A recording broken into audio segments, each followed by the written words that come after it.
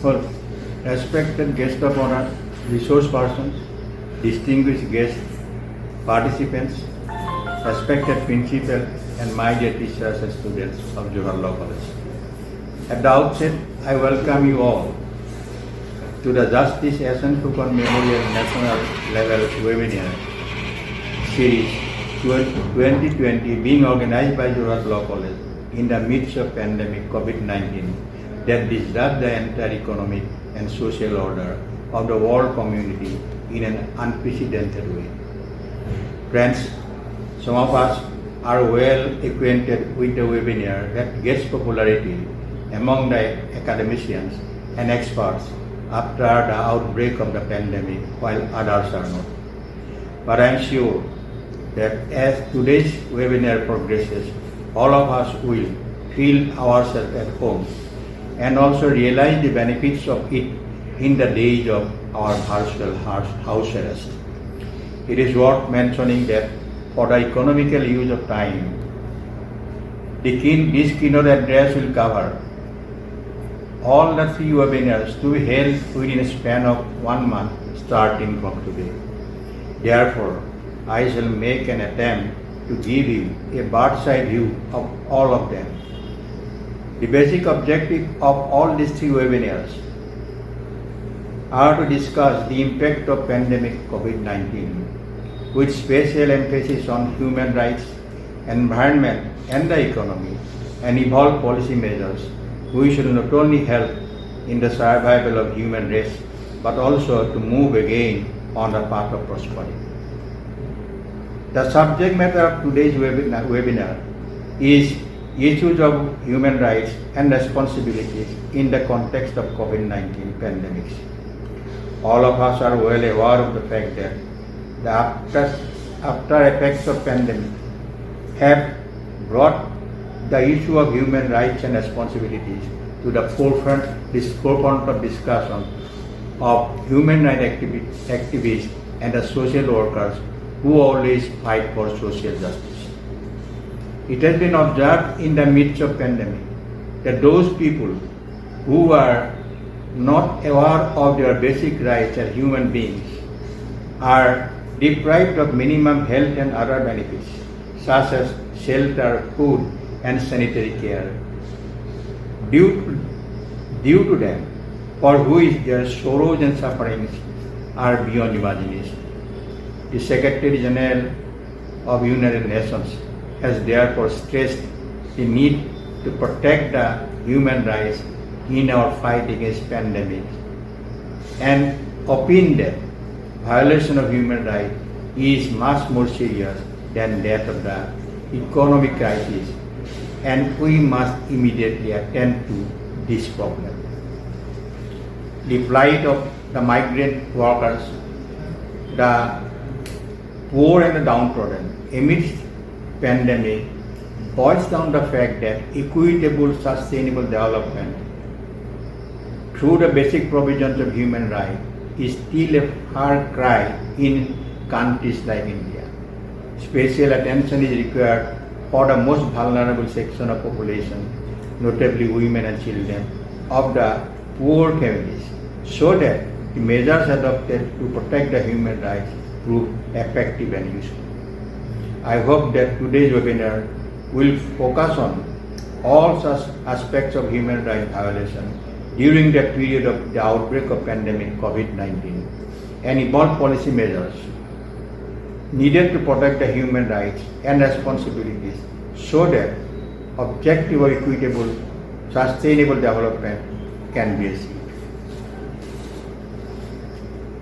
The second webinar on the subject, socio-economic dimension of environmental law in India with special reference to COVID-19 pandemic, to be held on 9 August 2020 is no less important.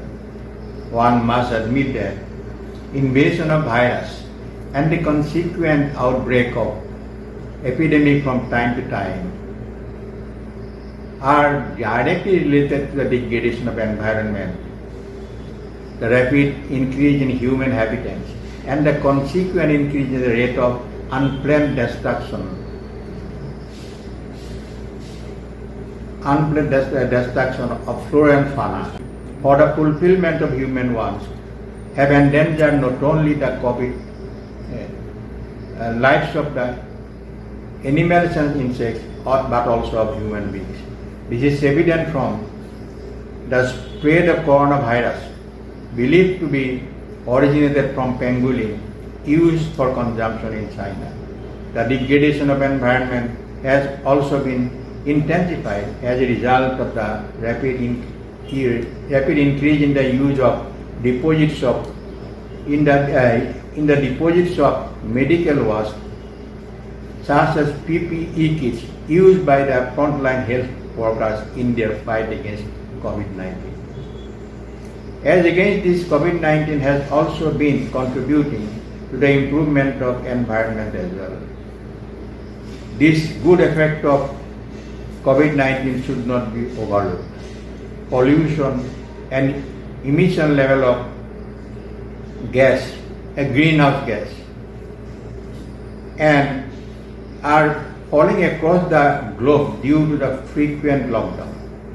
The fall in the nitrogen level and pollution resulting from the industrial lockdown and restriction of the movements of all types of fuel-driven traffic have positive impact on the improvement of quality of air and water.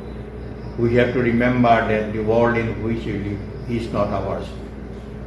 We borrowed it from our forefathers with a promise to hand over it to our future generation intact. Taking this as the main objective of all environmental issues, we have to discuss the positive as well as negative impacts of COVID-19 on environment and draw definite guidelines and policies for the formulation of more effective environmental laws. Last but not the least important webinar, likely to be held on 20th August 2020, is Indian economy aftermath of COVID-19. The significance of this webinar can be easily understood from the comments of a group of scientists when it says, in the immediate future, the sufferings of people from hunger virus would be much more severe than that of the sufferings of the COVID-19. This is evident from the drastic fall of both money income and real income of the people as a result of the frequent lockdown imposed in every country. The real national income of all the countries, notably of India, has been falling at an alarming rate. And if something is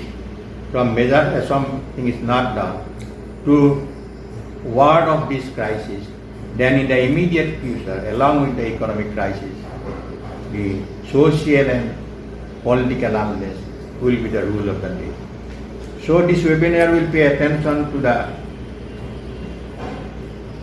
analysis of all ill economic effects of COVID-19 and lay stress on the formulation of policies that will help in the speedy recovery and revival of the economy. I am grateful to the organizers of the webinar for giving me the opportunity to address this August talk.